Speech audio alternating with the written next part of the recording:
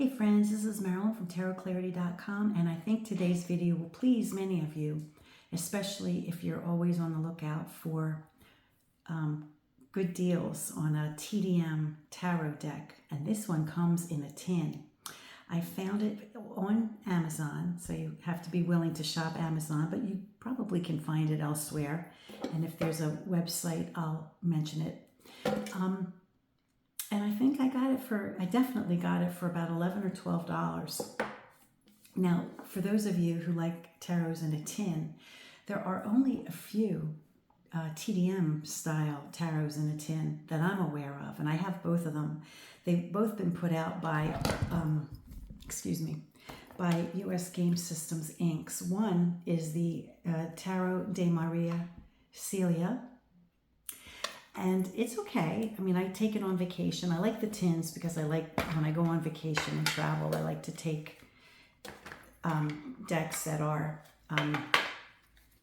well protected and small. And I don't mind if, I don't want to lose any deck. But if I lose it or if something happens, it's okay because it was not expensive and easy to replace. Now, I'll flip the camera to show you the Maria Celia. The other one is the Tarot Inversion by US Game Systems Inc.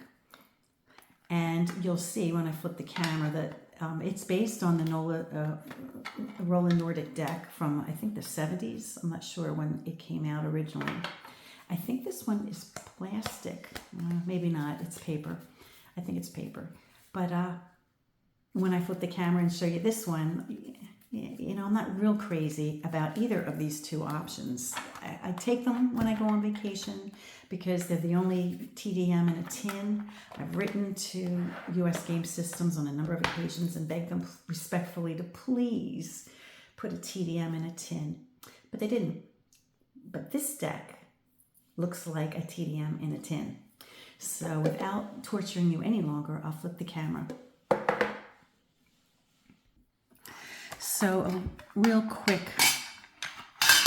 perusal of the Celia, Tarot de Marseille. For me, the issue is that it borders dangerously close to being a cutesy. It's not quite there, but it's close. What I like about it is that it's almost a TDM1. I say almost because there are some details that don't share TDM1. Like the Fool should be called Le Fool, I think. Cupid would go in a different direction, but we have a scalloped edge on the Chariot. Of course, in true TDM fashion, we have the 8 as Justice rather than Fortitude, which Inversion doesn't have, unfortunately. The Hanged Man has TDM1 characteristics. The hands are hanging. Usually they're behind the shoulder.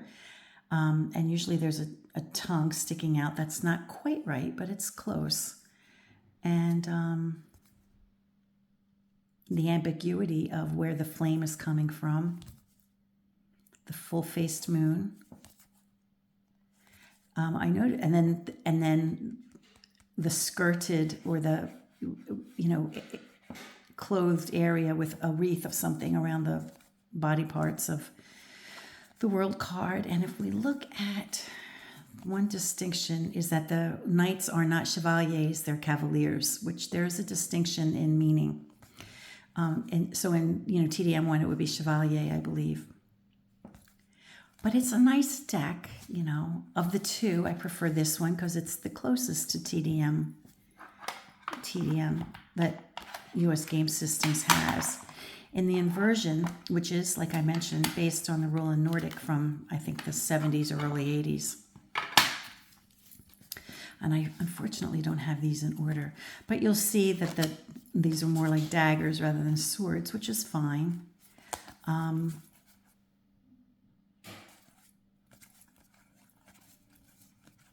But if we're looking for Justice and Fortitude, they have them mixed up. Justice is 11 rather than 8, and Fortitude is 8, which, why bother to do a TDM if you're not going to really do it right? anyway, and they have pentacles instead of coins, which is, so, you know, I don't prefer to use this deck, but, you know, when I go on vacation, I will take it on occasion. But of course, I'm not showing a single. Oh, well. Okay. All right. But this is really what you came to tune in for. What is this $12 or $11 deck? It's called Tarot4All, the easy way to read a tarot spread. Now, you'll notice that this tin is substantially larger than these other tins, which I didn't pay attention to when I ordered it. I was hoping that it was a smaller tin. So it's not quite as wide as the others are long. So you can see that is significantly larger. So it may not be all that easy to travel with it, but I think you probably could still stick it in a suitcase if you have this much room for it. So let me open this up.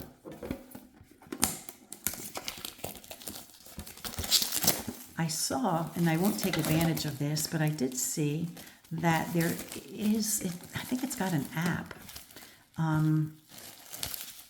The app that recognizes real tarot cards, shuffle and read what your spread means.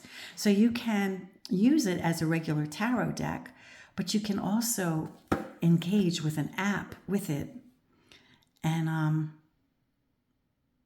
thought that was probably appealing, would appeal to some people. Not me, but some people. Okay, so the deck is somewhat smaller than the box. However, if you wanted to pad it up with something, maybe if you had a cloth that you travel with, you could protect them from getting banged around in the tin, and then you'd have room for a cloth or something extra. At any rate, it's kind of a nice tin. Okay, now I'm not taking them out of their sequence, so I'm just going to take the wrap off and I'll be right back.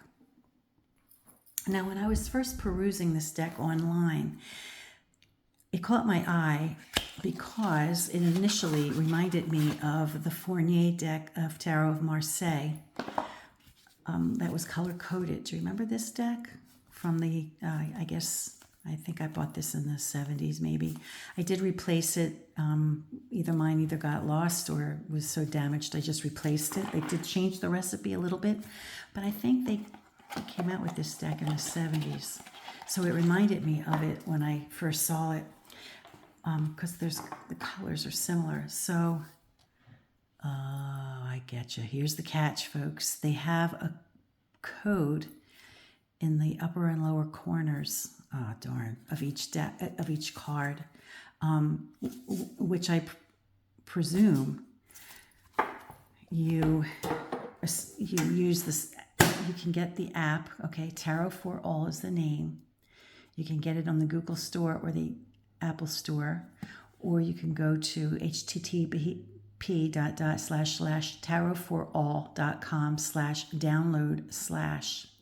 So I presume that this is probably a really easy way to learn how to read cards, or a method whereby you lay the cards, put your phone up to it, and in conjunction with the app, this will tell you what the card means. Now, you know, we all know that interpreting cards kind of that way is not at all intuitive. It'll just give you the meaning of a card.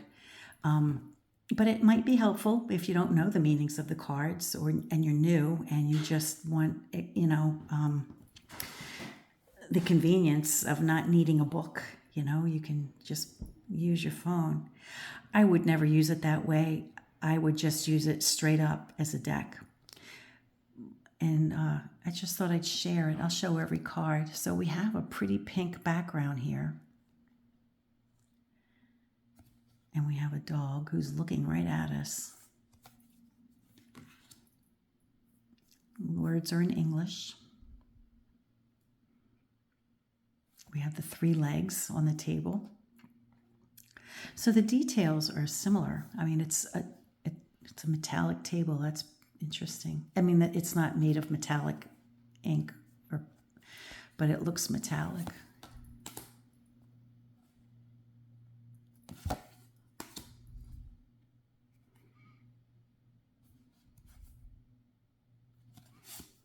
But you see what I mean in reference to the Fournier deck, the color, right? The color is very similar in the backgrounds.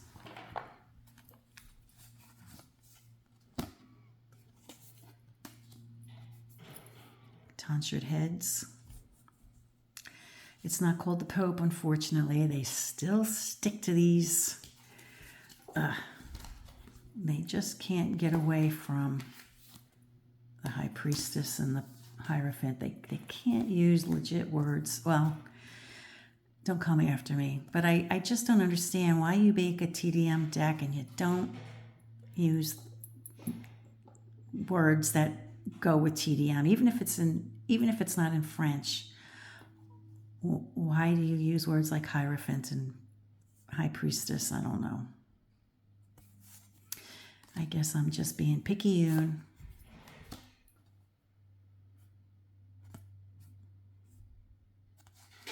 Fortunately, they got justice for 8. And a lot of times when people, you know, when there's TDM efforts made on the cheap, a lot of times, for whatever reason, justice is 11. So I'm glad they got that. So, you know what? It's not a bad deck for $11. It seems to have a linen finish. Now, it's not the beautiful linen finish we get, you know, with a deck like Artisan. You know, if those of you who have purchased decks from Artisan Tarot, you know the quality of that cardstock. This isn't that. But it does have a linen finish on one side. Oh, look at the backs. Very pretty backs. Real pretty. The back is smooth, the front. You can feel linen texture.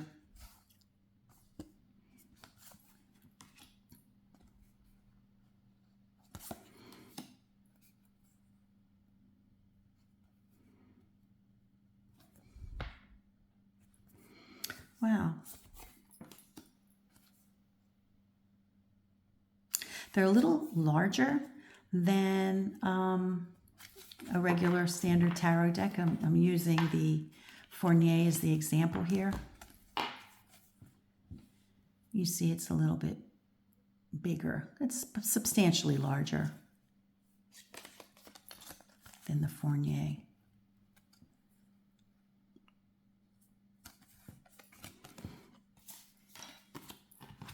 But it's not huge. I'll shuffle at the end to see how well it shuffles. The art's not bad.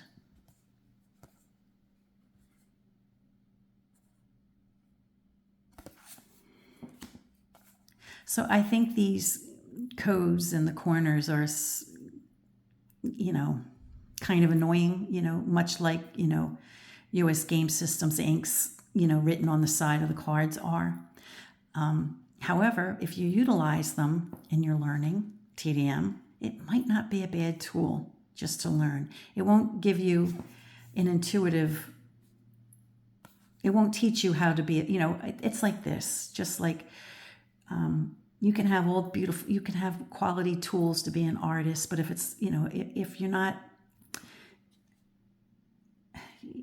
it's no guarantee that you're going to be Michelangelo, you know what I'm saying? And the cases like with tarot, anything that requires a certain level of innate ability, it doesn't mean you're going to be a master. So even though it gives you the answers of established card meanings, it doesn't necessarily mean it's going to help you be a master card reader. That has to come from within, just like any other tool, whether it's an artisan or a plumber or a lawyer or anything that requires the human element, right? However, I think it can probably fast track you. Now let's see what colors this Fournier used for swords. Let's see if it's, I think it's blue. So I think they use blue for swords as well. Yeah, They use blue for swords. So let's see how it compares. Now I wonder if they used Fournier as their inspiration. Oh.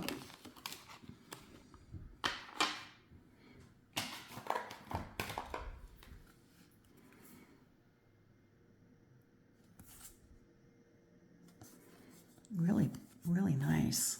My only objection is just that those barcodes, but I think that's the whole point of the deck, is for people who want to use the barcodes to learn the meanings of the cards. So it may be your cup of tea, especially if you come to my channel to learn. I think watching my videos is a better way to learn, or taking my course is a better way to learn. I do think that most sincerely. But, you know, for those of you who don't, you know, want to commit to a huge investment, this might not be a bad thing to look into. So let's see what the clubs look like, the batons look like in this deck. Batons here are green, so they're a little different.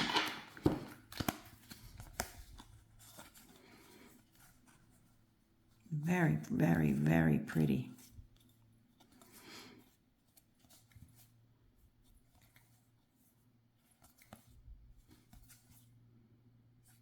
Wow. I'm impressed for 11 bucks. I think that's all I paid, was $11 or $12. And they call batons clubs. And it's a mix of batons and clubs. Okay, cups. Let's see what cups are in the Fournier. They might be the same color. Yeah, cups are pinkish or orangish, like a salmon. They're like a salmon pink in the Fournier, and similar, a little lighter.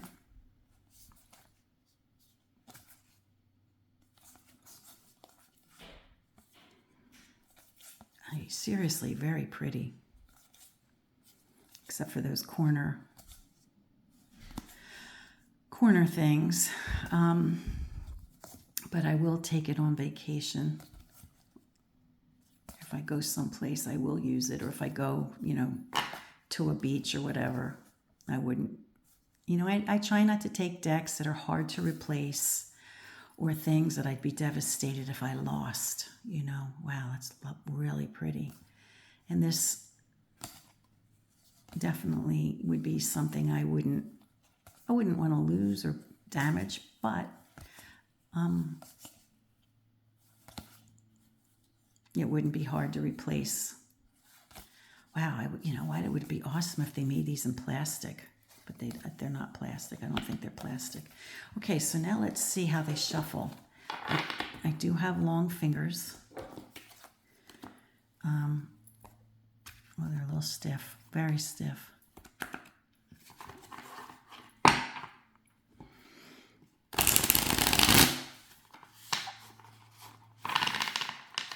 Not bad to shuffle, not hard, not too hard.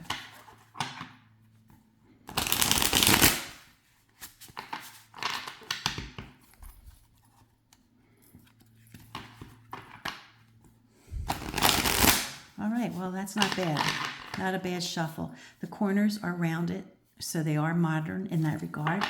So I endorse it, you know, check it out. It's Tarot4, the number 4 all. And as I mentioned, it's got an app that you use in addition to laying the cards. Probably especially handy if you don't know how to read cards, or you're learning to read cards. I think it's probably a fun way for some people. And like I said, it's huge. It's a big tin, but you could probably get away with putting, you know, something in there. My granddaughter did that. You could probably get away with putting in, you know, like, you know, something that you might use. You know, use kind of as like a kit, maybe, you know, like if you use dice, or if you use a pendulum, You could probably put your pendulums on this, anything to fill up the space or to use a cloth or something. Can't beat it. Okay, friends, I hope you enjoyed this nice little surprise. And until next time, friends, peace and stay well.